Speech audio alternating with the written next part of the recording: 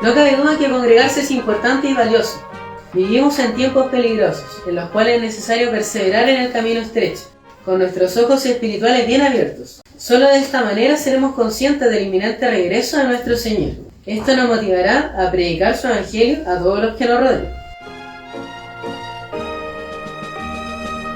A esta hora, la Iglesia Metodista Independiente se reúne para presentar su programa En Espíritu y Verdad. Dios es Espíritu, y los que le adoran en espíritu y verdad es necesario que le adoren.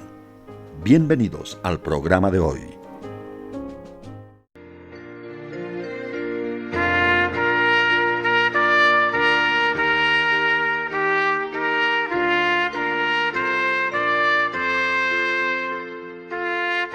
Una cosa he demandado a Jehová, esa buscaré, que esté yo en la casa de Jehová todos los días de mi vida, para contemplar la hermosura de Jehová y para inquirir en su templo. Porque él me esconderá en su tabernáculo en el día del mal, ocultaráme reservado de su pabellón, pondráme en alto sobre una roca. Amén. Tendremos un momento de oración. Padre nuestro que estás en los cielos, gracias Señor te doy por esta reunión y porque me permites hablar de tu palabra. Que sea tú Señor dirigiendo todo lo que yo diga, para que sea conforme a tus enseñanzas, que no haya palabra humana. Te pido Señor para que busquemos agradarte a ti y no a nuestras propias ideas. Te pido Señor por todo esto, sé con nosotros para comprender tu palabra, en el nombre de Jesús, amén. Y quería partir con una pregunta. ¿Qué caracterizó el año 2020? La pandemia. Y en el año 2020 el mundo enfrentó el COVID-19, una enfermedad muy contagiosa, responsable de millones de muertes. El COVID-19 provocó un largo tiempo de cuarentena y las personas no podían salir de sus hogares, no podían comprar, reunirse con sus seres queridos, asistir a centros de estudio, etc. Y en el caso de los cristianos su rutina dominical dio un giro inesperado, pues ya no era posible asistir a la iglesia cada domingo. Y es por eso que nosotros tenemos que recurrir a plataformas virtuales, como lo es la plataforma de Zoom, que nos ha ayudado tanto, y ese es el conocimiento que hemos adquirido gracias a lo que pasamos en la pandemia, y gracias a la misericordia de nuestro Dios tuvimos ese medio. Pero hoy en nuestro día ya tenemos la posibilidad de congregarnos, y lo que busca esta exhortación es valorar eso. Ahora podemos congregarnos físicamente y esto es un privilegio que Dios nos entrega en su amor y misericordia. Si bien hay una gran bendición al asistir presencialmente, Dios comprende a aquellos hermanos que por fuerza mayor no pueden asistir presencialmente y pueden asistir virtualmente. Y Dios también les bendice a través de escuchar su palabra, las oraciones y las alabanzas. Esta exhortación tiene 3 puntos. El primero de ellos se titula El templo, la iglesia y la congregación. El segundo se titula La importancia de congregarse y el tercero apunta al objetivo de la iglesia. Entonces procederemos con el primero. Aquí lo que haremos va a ser ver una historia del templo, el templo como la edificación en la cual se reunían los judíos del Antiguo Testamento, y veremos también el significado de la iglesia y su fundamento, y el significado de congregarse. La palabra templo en el Antiguo Testamento se refiere a una casa grande o palacio. Posteriormente en el Nuevo Testamento se refiere a un lugar sagrado. En este apartado nos enfocaremos en el lugar físico donde se reunían los judíos del Antiguo Testamento. El primer lugar físico dispuesto por Dios corresponde al tabernáculo del testimonio. Las personas encargadas de realizar este trabajo fueron Bezaleel y Aholiab. Una vez que concluyeron la obra, Moisés la aprobó, pues todo lo que habían hecho había sido conforme a la ordenanza divina. Por ende, luego de erigir el tabernáculo, este se llenó de la gloria de Dios. Eso lo leemos en Éxodo 40, del 34 al 35, que dice lo siguiente: Entonces una nube cubrió el tabernáculo del testimonio, y la gloria de Jehová hinchó el tabernáculo. Y no podía Moisés entrar en el tabernáculo del testimonio, porque la nube estaba sobre él, y la gloria de Jehová lo tenía lleno. Posteriormente, no sé si ustedes conocían que cuando los israelitas ya entraron a la tierra prometida, el tabernáculo ya se asentó en un lugar fijo, y ese lugar es Silo.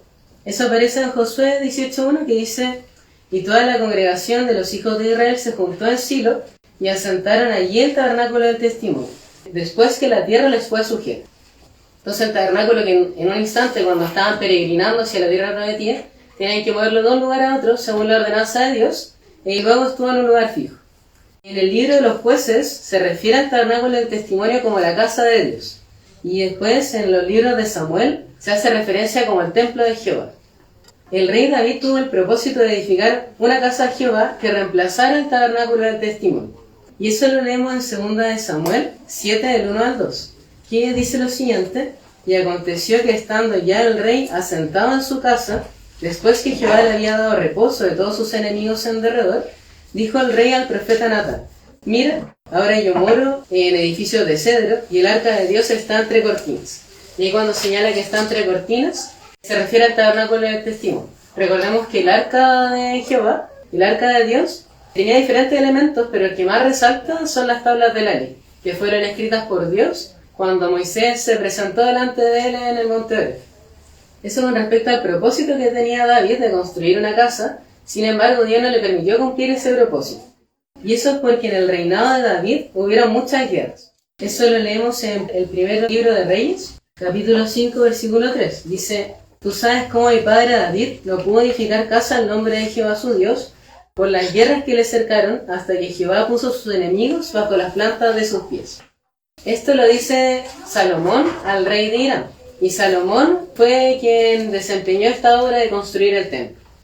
Salomón logró finalizar la obra, construyó el templo, y lo que dice la Biblia es que una vez que todo terminó, la gloria de Jehová hinchó el templo como había ocurrido con el tabernáculo. Y esto lo leemos en el segundo libro de las Crónicas 5:14, que dice: no podían los sacerdotes estar para ministrar por causa de la nube, porque la gloria de Jehová había henchido la casa de Dios. Pasa lo mismo que con el tabernáculo. También había una nube que cubrió todo el tabernáculo que estaba esta vez no sobre el tabernáculo, sino sobre el templo que se había construido. La Biblia escribe en el segundo libro de las Crónicas, el capítulo 6, el versículo 7, describe cómo fue la dedicación del templo. Hicieron muchos sacrificios, hubieron oraciones en público, y lo que ocurre después es que Jehová se le aparece en sueños a Salomón, y le dijo que sus ojos estarían abiertos y sus oídos atentos a la oración que se realizara en el templo. Y también lo que señala la Biblia dice que mi corazón estará ahí para siempre. Eso fue lo que dijo Dios acerca del templo de Jerusalén. Jehová escogió y santificó su templo de Jerusalén para habitar en él. Posteriormente este templo fue destruido por el rey Nabucodonosor y luego fue reconstruido por Nehemías. Actualmente está destruido, sabemos que solamente sobrevive la muralla, que es el muro de los lamentos. Ya le mencioné el contexto del Antiguo Testamento, y en el Nuevo Testamento los judíos ponían énfasis en congregarse en ese templo, en el templo de Jerusalén. Y esto es lo que se infiere de la conversación entre Jesús y la mujer samaritana. La mujer samaritana le dice a Jesús: nuestros padres adoraron en este monte, y vosotros, es decir, los judíos, porque Jesús era judío, decís que en Jerusalén es el lugar donde es necesario adorar. Y lo que contesta Jesús es: mujer, créeme que la hora viene, cuando ni en este monte ni en Jerusalén adoraréis al Padre. Vosotros adoráis lo que no sabéis. Nosotros adoramos lo que sabemos, porque la salud viene de los judíos. Mas la hora viene, y ahora es, cuando los verdaderos adoradores adorarán al Padre en espíritu y en verdad. Porque también el Padre tales adoradores busca que le adoren. Dios es espíritu, y los que le adoran en espíritu y en verdad es necesario que le adoren. Entonces Jesús le da a entender a la mujer samaritana que no era necesario ir a Jerusalén para adorar a Dios, sino que desde cualquier lugar esto se podía hacer. Y esto nos demuestra que la iglesia va más allá de un lugar físico. Y eso es lo que veremos en el siguiente punto, que es la iglesia y su fundamento. Bueno, esto contesta la pregunta: ¿qué es la iglesia? Y la iglesia es el cuerpo de Cristo. Esto se describe en múltiples ocasiones en las cartas del apóstol Pablo, y una de estas menciones se ubica en la epístola a los Efesios. Efesios 1:23 dice: la cual es su cuerpo, porque hace referencia a la iglesia, y dice acerca de la iglesia: la cual es su cuerpo en la plenitud de aquel que hinche todas las cosas en todos. Eso demuestra que la iglesia es cuerpo de Cristo. Y este cuerpo se compone de muchos miembros, los cuales corresponden a los integrantes de la iglesia, cada uno con una labor diferente. 1 Corintios 12, versículo del 11 al 12 dice: mas todas estas cosas obra uno y el mismo Espíritu, repartiendo particularmente a cada uno como quiere. Porque de la manera que el cuerpo es uno y tiene muchos miembros, empero todos los miembros del cuerpo, siendo muchos son un cuerpo, así también Cristo. Todos nosotros conformamos el cuerpo de Cristo, que es la iglesia. Cada integrante de la iglesia representa una parte diferente de este cuerpo, pero una parte que está reservada, que no puede ser ocupada por ninguno de nosotros, es la cabeza. La cabeza de la iglesia es Cristo. Y la iglesia debe estar sujeta a él. Eso lo leemos en Efesios 5, 23 al 24. porque el marido es cabeza de la mujer, así como Cristo es cabeza de la iglesia, y Él es el que da la salud al cuerpo. Así que como la iglesia está sujeta a Cristo, así también las casadas lo estén a sus maridos en todo. Allá se relaciona también al matrimonio, pero nosotros destacaremos el tema de que la cabeza de la iglesia, la cabeza del cuerpo de Cristo, es justamente Cristo, y Él da la salud al cuerpo. Otro aspecto importante es que Cristo es la piedra angular, y eso es lo que nosotros leemos en Efesios 1, del 20 al 21, edificado sobre el fundamento de los apóstoles y profetas, siendo la principal piedra del ángulo Jesucristo mismo, en el cual, compaginando todo el edificio, va creciendo para ser un templo santo en el Señor. En otras palabras, Cristo es la base, Cristo es el fundamento de la iglesia. Y hay un error que comete la Iglesia Católica, que es exaltar mucho la figura del Papa, y se sustenta principalmente en el Evangelio según San Mateo, que dice lo siguiente en el capítulo 16, el versículo 18: «Mas yo también te digo que tú eres Pedro, y sobre esta piedra edificaré mi iglesia, y las puertas del infierno no prevalecerán contra ella». Entonces uno podría decir, entonces Pedro es la piedra. Pero lo que dice el pasaje más atrás, y nos permite entender mucho mejor este versículo, es que Jesús había preguntado a sus discípulos, ¿quién decís que soy? Esa era la pregunta. Y ante esto Pedro contestó lo siguiente, que eso aparece en el versículo 16, que dice: «Y respondiendo Simón Pedro dijo, tú eres el Cristo, el Hijo del Dios viviente». Jesús le señaló a Pedro que esta revelación fue dada por Dios, que no fue dada por carne ni sangre. Volveremos a leer el pasaje. Dice: «Mas yo también te digo que tú eres Pedro, y sobre esta piedra edificaré mi iglesia, y las puertas del infierno no prevalecerán contra ella». Entonces el fundamento, o sea, la piedra donde se edifica la iglesia, no era Pedro, era lo que dijo Pedro. Era Cristo, el Hijo del Dios viviente. Y ahora todo coincide. Cristo, el Hijo del Dios viviente, es la piedra sobre la cual la iglesia se edifica. A continuación pasaremos a la definición de congregarse. Esta se refiere a la reunión de un conjunto de individuos con un propósito en común. Y una frase que lo explica muy bien está en el Salmo 133, que dice: «Mirad cuán bueno y cuán delicioso es habitar los hermanos igualmente en uno». Congregarse equivale a habitar los hermanos igualmente en uno. Así como el hombre y la mujer se unen para ser una sola carne, los miembros de la iglesia deben caracterizarse por su unidad. Y esto no puede escribirse de mejor forma sino con lo que dijo Jesús cuando oró en el Getsemaní. ¿Puede pedir que alguien sea buscando? Juan 17, del 21 al 22. Dice: «Para que todos sean una cosa, como tú, oh Padre, en mí y yo en ti, que también ellos sean en nosotros una cosa, para que el mundo crea que tú me enviaste. Y yo, la gloria que me diste, les he dado, para que sean una cosa, como también nosotros somos una cosa». Amén. Y bueno, lo analizaremos más adelante, pero en verdad está hablando para que nosotros nos mantengamos unidos, para que los miembros del cuerpo de Cristo se mantengan unidos. De esta manera la iglesia no puede disgregarse, no nos podemos separar entre nosotros.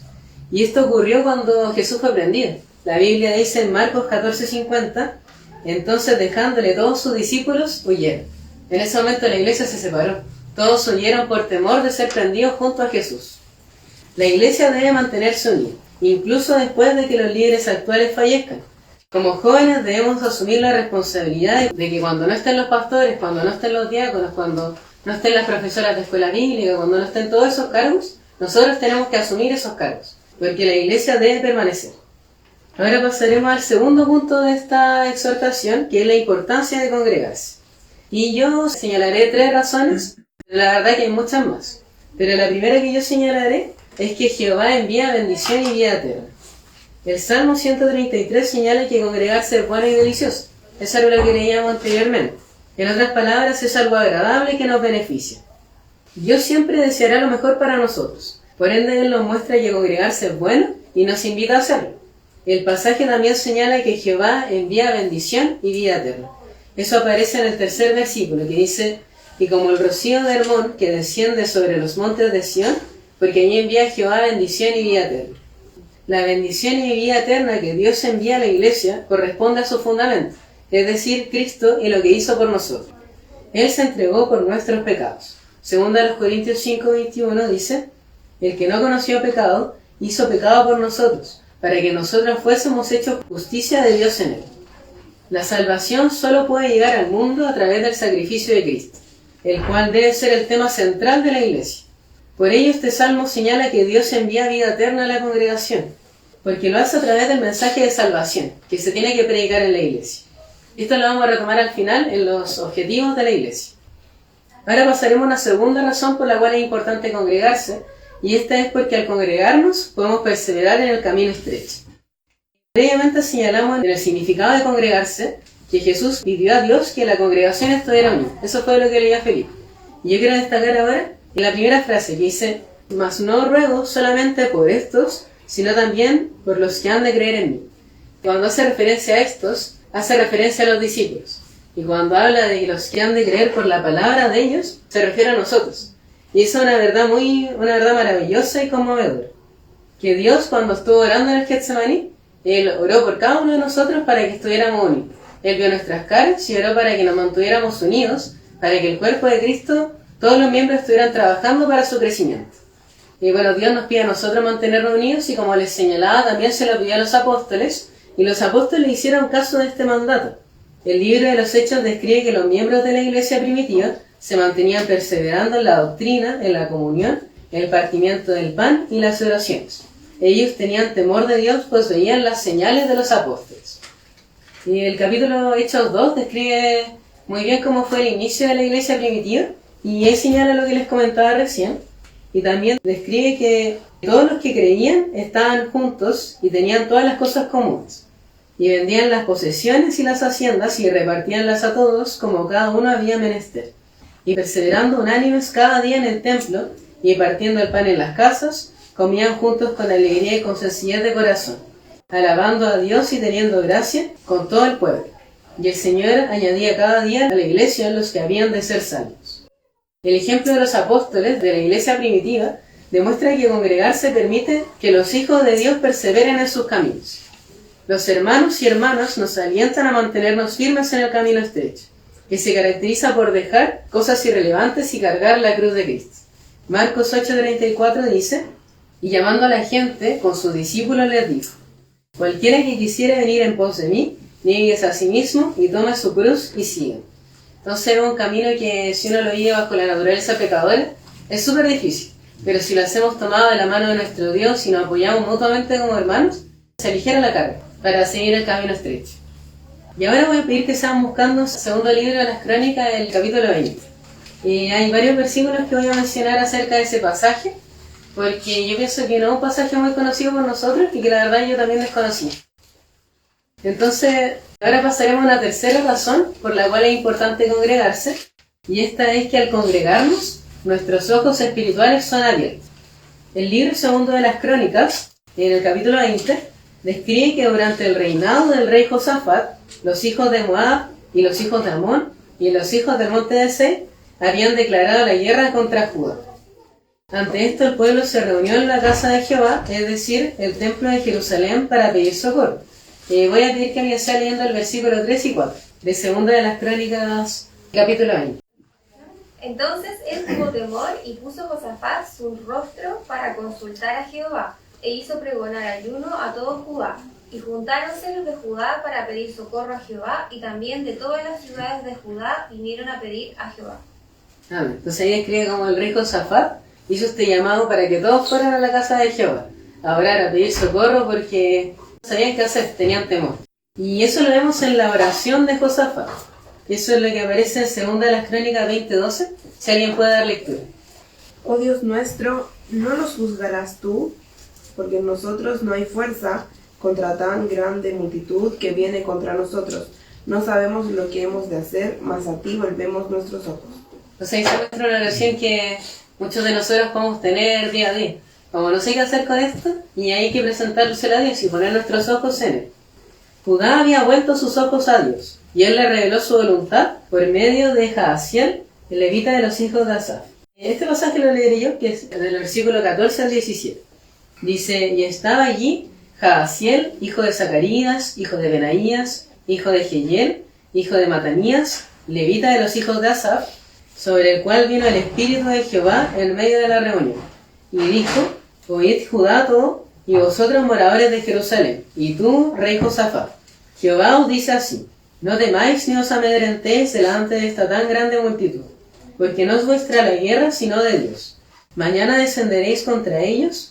He aquí que ellos subirán por la cuesta de Cis, y los hallaréis junto al arroyo, antes del desierto de Jebel. no habrá para que vosotros peleéis en este caso. Paraos y estad quietos y ved la salud de Jehová con vosotros, oh Judá y Jerusalén. No temáis ni desmayéis, salid mañana contra ellos y Jehová será con vosotros. Aquí lo que me parece increíble este pasaje es que le describe todo súper exacto. Le dice, subirán por la costa de Cis, los hallaréis junto al arroyo, y antes del desierto de Jeruel le describe todo lo que tenían que hacer. Ellos no sabían qué hacer, volvieron sus ojos a Dios, y Él les mostró lo que tenían que hacer. Bueno, lo que después describe la Biblia es que los hijos de Amón y de Moab y del monte de Seir se destruyeron entre ellos. Ahí se cumple lo que le dijo Jehová a Jadaciel, de que tenían que estar quietos porque Jehová iba a hacer todo, y pelearon entre ellos. Y eso también aparece en otro pasaje de la Biblia, que aparece con el rey Ezequías. También ocurre lo mismo, que se pelean entre ellos, y ni siquiera Israel tiene que pelear contra ellos. Y lo que muestra este pasaje tiene que ver con lo que dice el versículo 29 de Segunda de las Crónicas, capítulo 20. No sé si alguien puede dar lectura. Y fue el favor de Dios sobre todos los reinos de aquella tierra, cuando oyeron que Jehová había peleado contra los enemigos de Israel. Amén.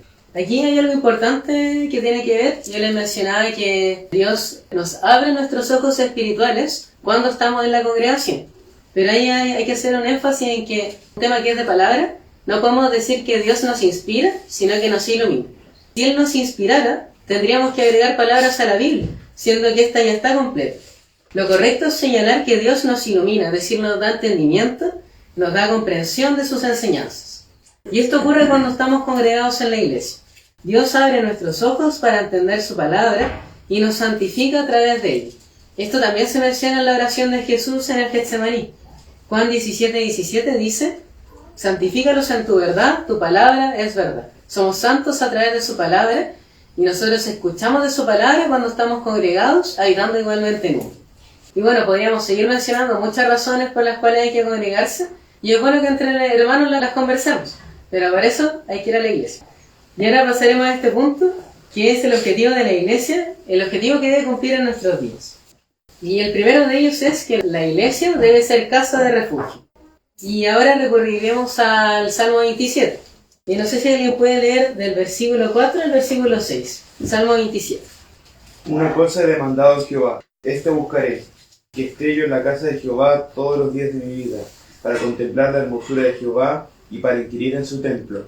Porque él me esconderá en su tabernáculo en el día del mal, ocultaráme en lo reservado de su pabellón, pondráme en alto sobre una roca, y luego ensalzará mi cabeza sobre mis enemigos enterrados de mí.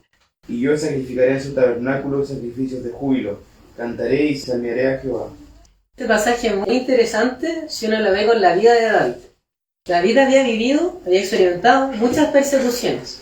Durante su juventud fue perseguido por Saúl, quien buscaba matarle, y posteriormente fue perseguido por su hijo Absalón, quien se había puesto por rey de Israel.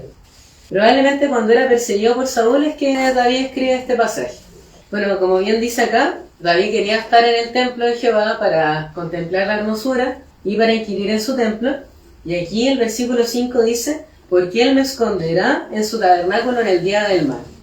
David deseaba estar en la casa de Jehová, pues se sentía protegido en ella. Él deseaba contemplar la hermosura de Jehová. Esto nos demuestra que la iglesia debe caracterizarse por ser un refugio para los afligidos, a través del amor que deben entregar los hermanos en Cristo. Esto se menciona en la epístola del apóstol Pablo a los Romanos, el capítulo 12, del versículo 9 al 10, que dice: el amor sea sin fingimiento, aborreciendo lo malo, llegándoos a lo bueno, amándoos los unos a los otros con caridad fraternal, previniéndoos con honra los unos a los otros. El mismo Jesús exhortó a sus discípulos, en la última cena, a servirse y amarse mutuamente. Lo primero lo realizó a través de su ejemplo, lavando los pies de sus discípulos. Juan 13, 14 al 15 dice: pues si yo, el Señor y el Maestro, he lavado vuestros pies, vosotros también debéis lavar los pies los unos a los otros. Porque ejemplo os he dado para que, como yo os he hecho, vosotros también hagáis. Ahí nos demostró Jesús que tenemos que servirnos mutuamente. Y además Jesús expresó como un mandamiento que tenemos que amarnos mutuamente, y que es algo que debe caracterizar a los discípulos de Jesús. Esto lo leemos en el mismo capítulo del Evangelio de Juan, el capítulo 13, versículo 34 al 35. Un mandamiento nuevo os doy, que os améis unos a otros, como os he amado, que también os améis los unos a los otros. Y en esto conocerán todos que sois mis discípulos, si tuvierais amor los unos con los otros. Este es un gran desafío, pero es una responsabilidad de la Iglesia el de ser una casa de refugio. Pero esto parte con la responsabilidad individual de representar el amor de Dios. Este amor debe demostrarse en obra y en verdad, como se indica en la primera epístola de Juan, la cual dice en el capítulo 3 del versículo 16 al 18 lo siguiente: en esto hemos conocido el amor, porque Él puso su vida por nosotros, también nosotros debemos poner nuestras vidas por los hermanos. Mas el que tuviere bienes de este mundo y viera a su hermano tener necesidad y le cerrare sus entrañas, ¿cómo está el amor de Dios en él? Hijitos míos, no hablemos de palabra ni de lengua, sino de obra y en verdad. Ahora pasaremos a un segundo objetivo que debe cumplir la Iglesia. La Iglesia debe ser santa y sin mancha. En la epístola a los Efesios, Pablo describe que Cristo entregó su vida por la Iglesia para que fuera santa, sin mancha y presentada en gloria para Él. Efesios 5, del 25 al 27 dice: maridos, amad a vuestras mujeres, así como Cristo amó a la Iglesia y se entregó a sí mismo por ella, para santificarla, limpiándola en el lavacro del agua por la palabra, para presentársela gloriosa para sí, una Iglesia que no tuviese mancha ni arruga, ni cosa semejante, sino que fuese santa y sin mancha. Este pasaje tiene relación con lo que le mencionaba en la oración de Jesús. Cristo santificó y limpió la Iglesia a través de la palabra. Y eso es porque, como decía Juan 17:17, la palabra es verdad y a través de ella somos santificados. Lo que dice explícitamente el pasaje es: santifícalos en tu verdad, tu palabra es verdad. La palabra de Dios es verdadera y eterna. La Iglesia debe permanecer en ella, ya que es lumbrera en medio de la oscuridad de este mundo. Como bien dice el Salmo 119:105, lámpara es a mis pies tu palabra y lumbrera mi camino. Entonces, cuando aquí señala que tiene que ser santa y sin mancha, tiene que ver con guardar la sana doctrina. Y ahora les haré una pregunta que una vez escuché del pastor David Kisper en una predicación. ¿Cuántos evangelios tiene la Biblia? Vamos a leer Gálatas 1 del 8 al 9. Dice así: mas aún si nosotros, o un ángel del cielo, os anunciare otro evangelio del que os hemos anunciado, sea anatema. Como antes hemos dicho, también ahora decimos otra vez: si alguno os anunciare otro evangelio del que habéis recibido, sea anatema. Podemos decir que son 4 evangelios, como 4 personas que escribieron acerca de la vida de Jesús, pero el evangelio es uno solo. Y cualquier otro evangelio, como bien dice acá, es anatema, o sea que es maldito. Y previo a estas palabras se indica el verdadero evangelio. Y esto lo dice el versículo 4 y 5, que dice lo siguiente: el cual se dio a sí mismo, haciendo referencia a Jesús, por nuestros pecados para librarnos de este presente siglo malo, conforme a la voluntad de Dios y Padre nuestro, al cual sea la gloria por siglos de siglos. Amén. De esta manera, cualquier doctrina diferente a la presentada, es decir, al Evangelio de Cristo, invalida su muerte, invalida el sacrificio de Cristo. La Iglesia debe preservar la doctrina verdadera y alejar toda falsa enseñanza, porque los siervos de Cristo agradan a Dios y no a los hombres. Eso es lo que dice Gálatas 1:10. Porque persuado yo ahora a hombres o a Dios, o busco de agradar a hombres, cierto que si todavía agradara a los hombres, no sería siervo de Cristo. Y nosotros no somos siervos de Cristo, tenemos que agradar a Dios. Y el último objetivo de la Iglesia que mencionaremos tiene que ver con predicar el Evangelio. La Iglesia debe predicar el Evangelio. Jesús, apelando a su poder, nos ordenó predicar su palabra. Y esto lo leemos en Mateo 28, del 18 al 20. Y llegando Jesús les habló diciendo: toda potestad me es dada en el cielo y en la tierra. Por tanto, id y doctrinad a todos los gentiles, bautizándolos en el nombre del Padre, y del Hijo, y del Espíritu Santo, enseñándoles que guarden todas las cosas que os he mandado, y aquí yo estoy con vosotros todos los días, hasta el fin del mundo. Amén. Pablo describe en la epístola a los romanos la importancia de confesar con nuestra boca y creer en el Señor Jesús para recibir salvación. Romanos 10:9 dice que si confesares con tu boca al Señor Jesús y creyeres en tu corazón que Dios le levantó de los muertos, serás salvo.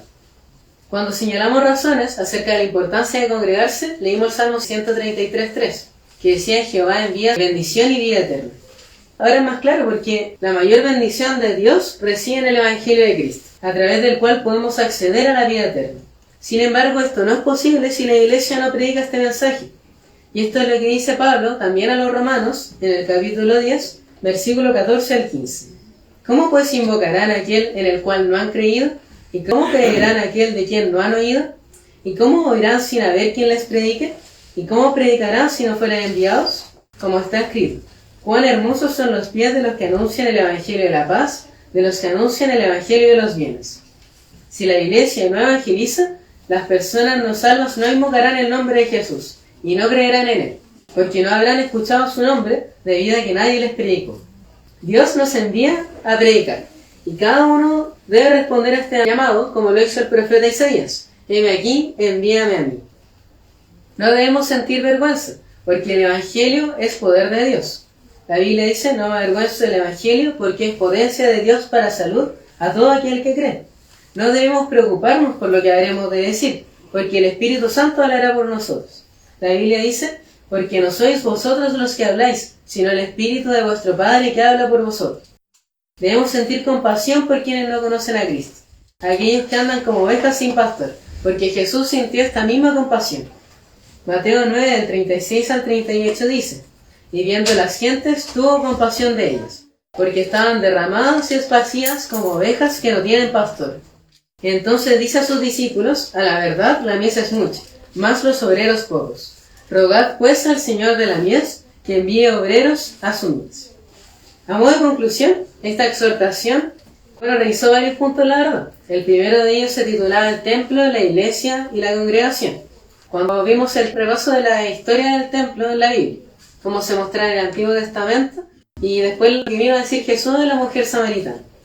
Luego pasamos a la iglesia y su fundamento. La iglesia es el cuerpo de Cristo, Cristo es la cabeza de la iglesia, Cristo es la piedra angular, Cristo es el fundamento. Luego vimos el significado de congregarse, que tiene que ver con habitar igualmente en uno.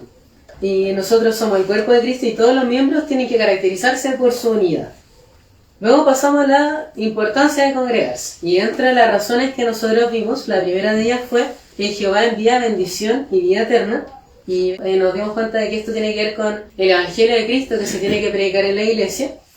Otra razón por la cual es importante congregarse es porque podemos perseverar en el camino estrecho.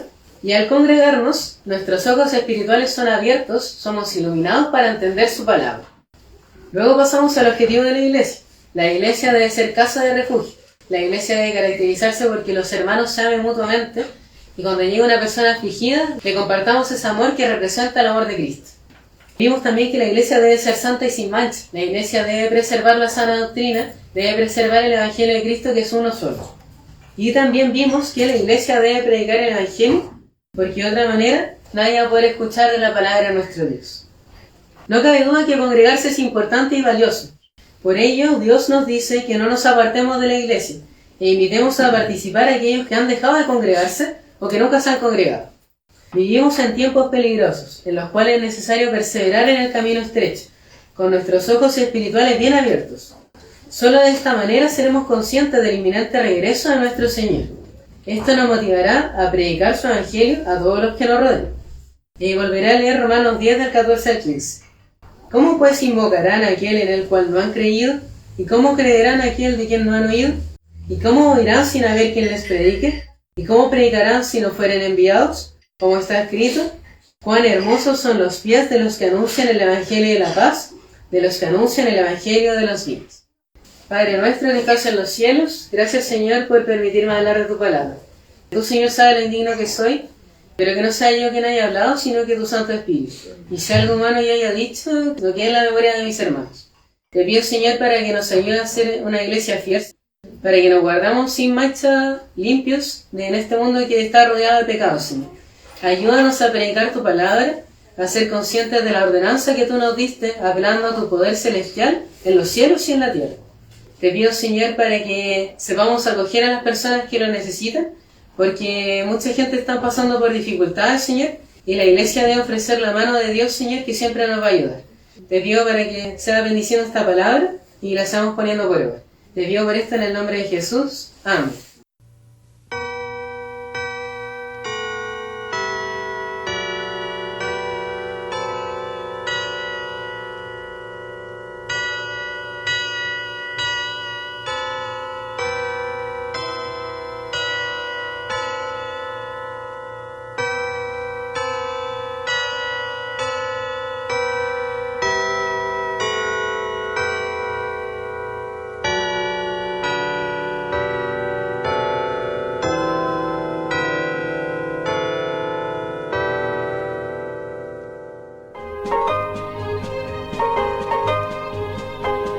Hasta aquí, la Iglesia Metodista Independiente ha presentado En Espíritu y Verdad.